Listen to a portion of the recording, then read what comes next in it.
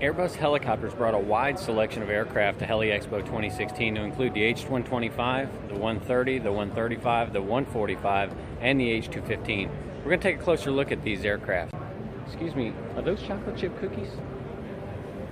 Here you've got the H145 with its 4,000-pound useful load and two Ariel 1E2 engines. The Airbus H215 will be going on tour out of Heli Expo across a few locations in the United States. Inside the cockpit of the Airbus H215.